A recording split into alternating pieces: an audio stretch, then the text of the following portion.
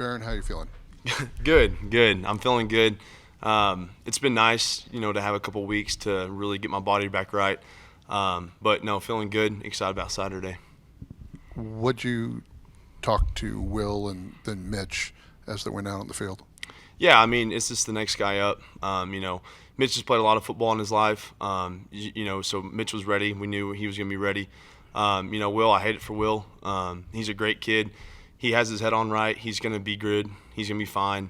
But he's going to attack the training room. We talked about, kind of was in the same situation, going back to December, just living there. And, I know he will. But, this offseason is going to be huge for him, developmental, off the field, getting this offense down to a T. I think he has a great opportunity. How do you attack this K-State defense?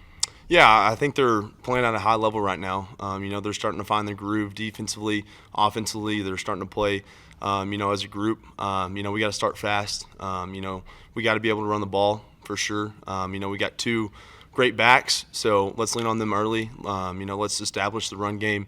And then once they want to put a few extra guys in the box, we got weapons. So, just go out there and attack them, from the jump, start early, start fast. And stay on them. How do you look at the game differently when you're on the sideline, and do you see it almost like a future coach would? Yeah, for sure. I've been on the sidelines, my whole life being a coach's kid. Getting to cheer on the guys and go see them execute the offense, it's brings so much joy. Mitch, he has such a unique story, and for him to get that opportunity he got last Saturday, I was fired up for him. It's something we've talked about for a long time, and for him to actually go out there and get back on the field and get to play the game that he loves, really happy for him. Can you talk us through your mental throughout this injury process and take us back to the initial injury? Because you were punching the ground, hitting your helmet, like real frustrated. Yeah, it's frustrating for sure. It seems like I can't catch a break, but at the end of the day, that's part of the game that I chose to play. I've seen a lot of injuries throughout my life, and I've seen ways people have responded. Me being a coach's kid, I'm gonna get off the mat every time, and I'm gonna keep fighting. I love this university and what we have going right now. It sucks for me to miss a couple weeks, but that brought opportunities for other guys to have time and do what they need to do. Just really proud of this team of the way that we've stepped up. Depth-wise, you've seen it on the defensive side too. Skylar, we hate to miss him, but it's kind of the next guy up mentality, and there's not a flinch in the world for this team, and we're just going to keep moving forward. You mentioned that concept of you can't catch a break. Is there anybody you go to personally in the team to just kind of talk your mind when you are dealing with this, considering this is your senior season? Yeah, for sure. Everyone in the facility has been here for 4 years now. I've been here for 5, so I've been around for a long time. But at the end of the day, I know everyone in the facility has my back, and I'm thankful for the weeks I've gotten off, gotten real close with the training room, just like I know I have. But at the end of the day, I'm back to feeling really good, and really excited about this Saturday. How do you reestablish the chemistry with your wide receivers? Obviously, taking a break, that's one of the most important parts of being a quarterback, is that on-field chemistry. How do you reestablish that? Yeah, it was a lower body injury, so for the last 2 weeks, I've been moving around at practice, still getting a throw with CD, Reggie, TC. With him being banged up too last week, we kind of got some one-on-one work, just getting our bodies back right. But I feel like I've missed games. I haven't really missed practice as much. Staying sharp with that.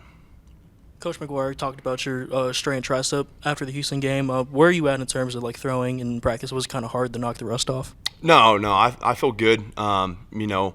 It's been a couple weeks now, so that first week I was a little bit sore, but going back to last week's practice, I was out there in shoulder pads, ripping it.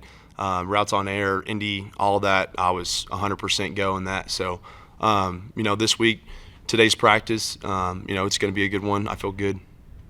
And then just being silent for those 2 weeks, did you have to kind of have time to sort of reflect on where your goals are at, and if you could just tell us what you're really looking forward towards the end of the season. Yeah, I mean, we're right where we want to be. We have everything in front of us. This team, got punched in the mouth against Arizona State, and the way we responded last week, I mean, that's just credit to Coach McGuire and what he preaches in this facility every day. I know we haven't batted an eye. We got everything in front of us, so now it's just time to go take care of business.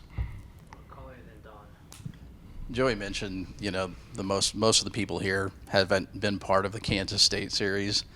You've been here for it, and as a fan, obviously you've seen how impressive they've been against Texas Tech. What would it mean? Obviously, I know this grand scheme, but what would it mean to get a win against them, since it's been such a struggle for Texas Tech? Yeah, no doubt. They're playing their best football of the year right now, and it's going to be awesome. The atmosphere is going to be great. This will be my second time back to Manhattan, but at the end of the day, the ball is going to get spot on the ground, and I know who's on our team, and I'm going to trust our guys. I think K-State has been playing at a really high level, so we got to come out there and we got to play fast. We can't play timid. If we start slow, we got to pick it back up. And I know that this team's going to bring it Saturday, and we're going to get after it. And I'm really excited for Saturday. They've been forcing a lot of turnovers as well. I guess, what have you seen? I know you mentioned their defense earlier, but obviously it's always important to protect the ball. But what have you seen from their defense and their ability to do that? Yeah, no, I like I said, I think they're playing at a really high level. But we have so many playmakers on the field. At the end of the day, there's not enough guys on defense that can stop our offense. And it comes down to me just getting the ball to the playmakers and letting them do the work. We have a great game plan. Went over it last night. Going to get some live reps this week at it, but I got full confidence in our coaching staff and the playmakers. We're going to get after it Saturday for sure. I asked Mitch the other night if he hit you harder or you hit him harder when y'all chest bump, because you were moving pretty fast off the sideline, huh? Yes, sir. No, I felt good, especially for my boy Mitch. I got fired up for him. I mean, like I said, to have a story like that, to be pouring concrete at 2 a.m. and then a year later you're playing in the Jones. I mean, that's a very unique, very cool story. I'm very happy for Mitch. What does your cap say? Classic Cowboy.